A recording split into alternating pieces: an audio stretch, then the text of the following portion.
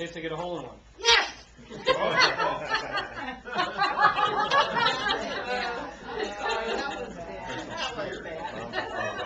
Premier him. We're both. Arnold Palmer, 1963, Philadelphia, Pennsylvania. True story. Arnold Palmer was about to play in the golf tournament, the big one of the year. He was about to win, believe it or not, the purse was $100,000. If you've ever watched golf on national television or anywhere else, you know the hush that comes over a golf course when they're about to make that last crucial shot. Arnold Palmer steps onto the green. He gets in position. He's about ready. Everybody's watching on national television. There's people gathered around the golf course. It's quiet. As he goes to address the ball, he slightly taps the ball. But so slightly, in that split second, Arnold Palmer probably has an internal dialogue that many of us have in situations in our own lives. Probably went something like this. Oh, darn it. I wonder if anybody saw that. If they didn't see it, I'll win the purse, $100,000, I'll win the title. And in that moment, Arnold Palmer did something that has served as a lesson forever and ever. He admitted his mistake. He admitted that he tapped the ball. He lost the tournament. He lost $100,000, but here's the message, folks. As a result of admitting that mistake, if we can call it that, Arnold Palmer became the most sought-after endorser of every product that was on the market that day. Buy my soda, buy my golf cup, buy my coffee.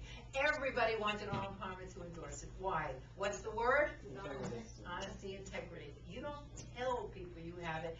You demonstrate it every day of your lives. You don't tell your kids what honesty is and let them stand there and watch you do something that's not totally honest. You don't tell your employees what integrity looks like unless you're living a life of integrity and demonstrating it every single day. Absolutely. Admitting your mistakes. You know, some of us walking along, we trip. Ooh, I'm cool. No one saw that. All right, so it's, whether it's little or it's big, it's the ability to admit your mistakes. Do you know the power? How many of you have read the book, The 5 Temptations of a CEO? Anybody ever read that book? You should all read it. Small book, very thin. 5 Temptations of a CEO by Patrick Lencioni. One of the 5 temptations is vulnerability. One of the hardest things, especially for executives, to show is vulnerability, and it happens to be one of the greatest strengths.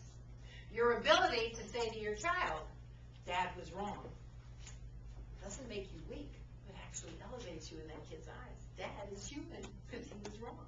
Your ability as a leader in a company to say to an employee, I own that. That was my mistake. Doesn't make you a weak leader. Raises the integrity level and your vulnerability level to show your strength in taking ownership and admitting that. And you've just raised yourself in the esteem of that particular employee.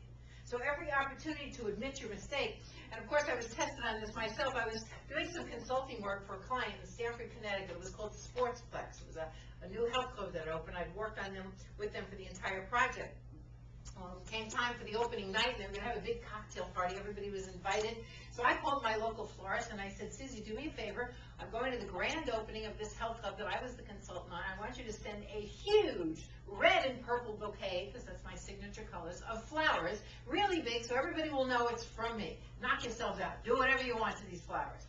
So sure enough, I get dressed up that night. I arrive at the health club. Everybody's milling around. And at the other end of the room, I see this magnificent, ostentatious, flamboyant, huge bouquet of red and purple flowers. I kind of saunter down the aisle thinking everyone's knowing it's for me. They're talking, she's the consultant. She's on her ticket. No more. It's good stuff, right?